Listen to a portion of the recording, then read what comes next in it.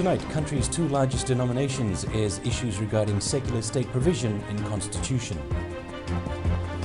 Escalating child abuse cases cause for concern. And expansion works at CWM Hospital commences.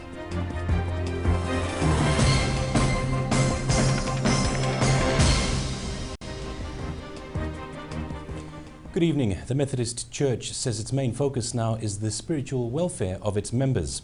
Secretary for Communication Reverend James Bagwan says the church has learnt valuable lessons from the past and is now focused on the future. The Methodist Church, along with the Catholic Church, also had a few issues regarding the secular state provision in the new constitution.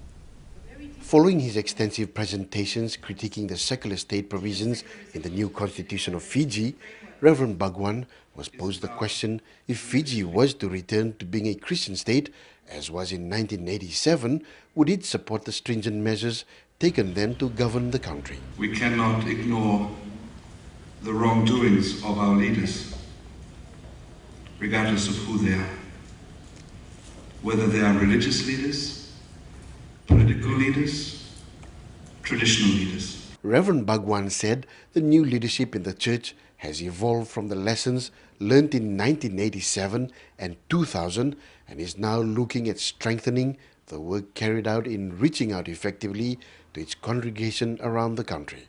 I put it to you that the events of 87 and 2000 were not just one religious group's actions, nor are those leaders leading now in the Methodist Church. Both Reverend Bagwan and the Archbishop of the Catholic Church in Fiji, Father Peter Loy Chong, spoke from the Christian denomination's view on the issue of being a secular state at the meeting. Their deliberations stirred a number of interesting exchanges as lawyers mulled over the issues brought to the fore by the two of the country's largest followings in the Christian faith. We are very grateful for the Bill of Rights. We don't have any issue with that. The main issue that seems to come for us is in the section about the secular state and that definition, especially the one that says worship or religion is a personal matter, because for us it's a social matter. Father Chong also did not mince his words as he continued to point on the issues of concerns for his church at the meet. The church, and then that is for me the difficulty. It's a theological difficulty in understanding your interpretation of faith does not correspond to a theological understanding of faith. Bulletin, Fiji One News. The rise in abuse cases toward women and children has now got activists re-looking at its awareness strategies. Of particular concern is the marked increase in the rural setting. The Fiji Women's Crisis Centre says it's time that all relevant stakeholders work together to curb this issue. Crimes against women have been increasing steadily. When categorized, the crimes fall into four major groups: domestic violence, rape, child sexual abuse, and sexual harassment. Our highest category, of course, is domestic violence, and we average about 700 a year, given all our rural centers in Rakiraki, Ba, Nandi and Lambasa. Shamima Ali says most of these complaints have been lodged at their Suva office. So we get the highest numbers.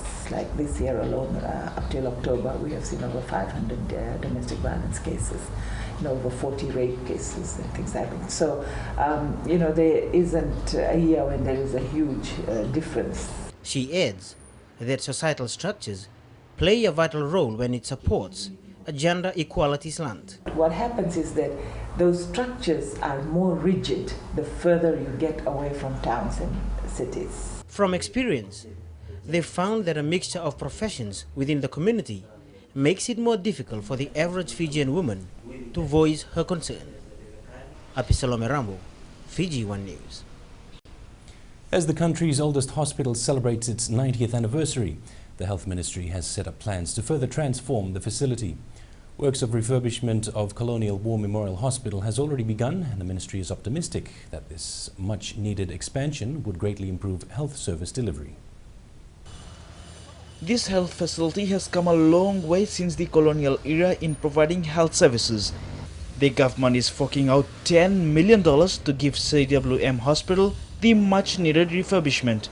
There will soon be more operating theatres as well as intensive care unit facilities available at the hospital.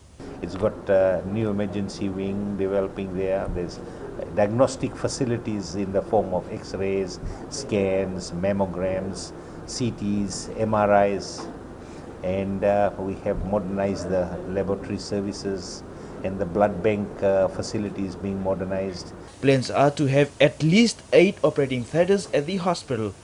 The maternity unit is also expected to be extended with an additional 120 beds.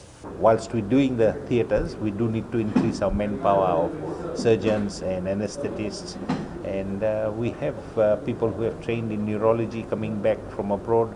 We have people trained in urology who have come back, and we're setting up facilities for the urology station. The ministry also hopes to establish an oncology unit in not too distant future. This will enable breast and cervical cancer treatment right here. In the East Wing, there will be additional septic theatre and 2 operating theatres being renovated. So that it's just undergoing a lot of change. There's a women's wellness centre coming up at the old Oxfam Clinic, and that is meant for women, for screening against cancer. It will have facilities for counselling. Once the renovations are complete, it will bring many health services closer to home without the need to seek treatment overseas. Halitesh Dutt, Fiji One News. It's that time of the year again for festivities and shopping. Consumers are being urged to be vigilant during this holiday season. The consumer watchdog says people should be mindful about their expenditure. Council Chief Executive Pramila Kumar says shoppers should prepare a budget for themselves before filling up their trolleys. The most important thing they need to do is they have to prepare a shopping list. That is paramount. And they must know how much money they are willing to spend during the festive season. Once you have the 2 things in hand, then you can juggle around on quality, on quantity, and so forth. Fiji Retailers Association has also urged traders not to get involved in unfair trade practices during this shopping season. Association President Himat Lodia says traders should provide the best value for shoppers. See if you can provide the top quality goods for what people are paying. Do not sell inferior quality goods, because I think those days are gone when a lot of people used to get away with selling substandard products. Still to come, people encouraged to open more savings accounts.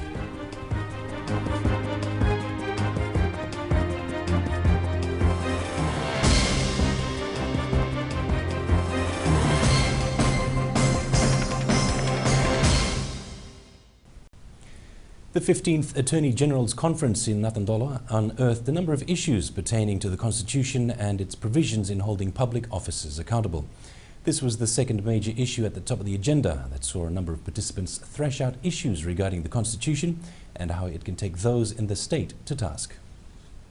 The 15th AG's conference has been hailed as a historic one, as it is a platform that our new law of the land has been discussed and mulled over by the very people who deliver their services to the people of Fiji.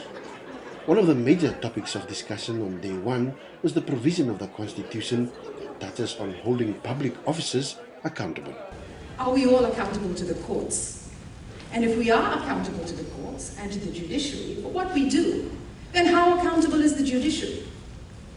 Judicial independence is something that is very precious in a democracy. But what do you do when judges don't write their judgments on time? What do you do when you think that a judge is corrupt? The former High Court judge delved on the provisions in the law of the land on avenues it has promised for those seeking legal retribution and taking those in government to task. Section 16 is the rights of every citizen to fairness in government action. Not just fairness, but transparency as well.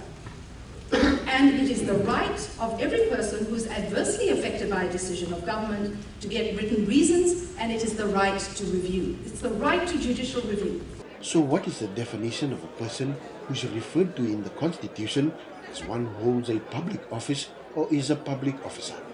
And it can investigate people who are public officers. If if you look at the definition, again, of who is a public office, it includes judicial officers. So in principle, a judge can be investigated simultaneously by the Judicial Service Commission and by the Accountability and Transparency Commission. In wrapping up, Shamim said the independence of the judiciary to carry out its role with impartiality and truth has been enshrined in the Constitution, and this will be a beacon for Fiji in the future. Administrative autonomy builds strong institutions of the state because it protects the institutions from improper political pressure. It stops the minister saying to the permanent secretary, do this now. The permanent secretary should be able to turn around to the minister and say, I can't do that, sir, because I don't have a budget. Bulletin, Fiji One News. The media needs to be more engaging in the peace-building processes and the transitions of the series of conflicts Fiji has had to endure in the past. Speaking at the Attorney General's Conference, Femlink Pacific's Sharon Bhagwan-Rolls says the media plays a critical role in a constitutional democracy. She adds that this will mean extensive training and awareness for journalists to effectively play their part in nation building. But how do we also, to borrow from Ashwin, really deepen the democracy and keep moving it forward as a peace-building process, as a transition from the series of conflicts, yes, that we faced in the past, but learning from those lessons and being able to build a country where the voices of those who matter are heard.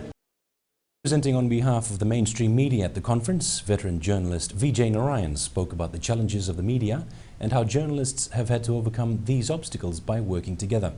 Narayan says the true test of how accommodating the Constitution will be, in as far as the role of the media goes, will be seen in the coming years. Democracy is not just about building up to the 2014 elections, it is every day and hopefully for many years. It's not just about elections, it's about every day. We live in interesting and challenging times, and as journalists, we should love it. The National Financial Inclusion Task Force hopes to encourage more people to open up bank accounts next year. The task force met with Complaints Management Forum last month to discuss on the National Financial Literacy Strategy for Fiji. More than 63,000 people have opened up new bank accounts this year. The National Financial Inclusion Task Force is working with the Complaints Management Forum to get more people to have their own personal bank accounts. However, prior to that, financial literacy for people will be the priority. We would like to see as many people all over Fiji to have proper bank accounts. That is one of those literacy programs that they are handling. And in Fiji, the numbers have really gone up.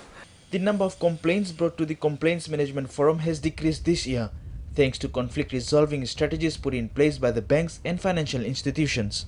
We have also dealt with things like the credit card levies. So these are things that we...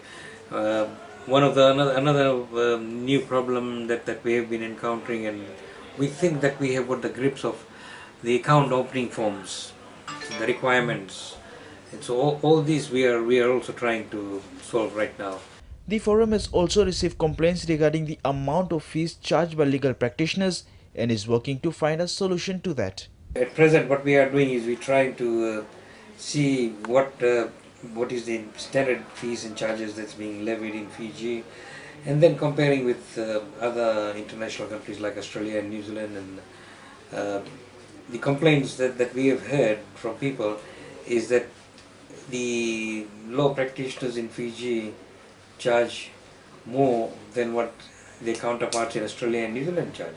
The forum's task is to effectively and efficiently manage complaints against banks and other financial sectors. Haliteshda, Fiji One News. The Health Ministry and the Westpac Banking Group got the last of its quarterly health walk in Lautoka underway yesterday, marking the fight against non-communicable diseases. While the turnout may not have been anticipated by the organizer, close to 20 health enthusiasts converged at Shirley Park to shake off the weekend slumber. The bank, in regards to NCD, it's quite prevalent in that we want our people to be to have a healthy lifestyle, And this is one way that we can support our people in ensuring that they be aware of it, and also they can take part in this walk. And we have this walk every quarter, and this is the first year's finished, so the next one we'll be having it in March. For one participant who's been actively participating throughout the year, the health walk serves as a reminder of the fight against NCDs and the choices we have in lifestyles.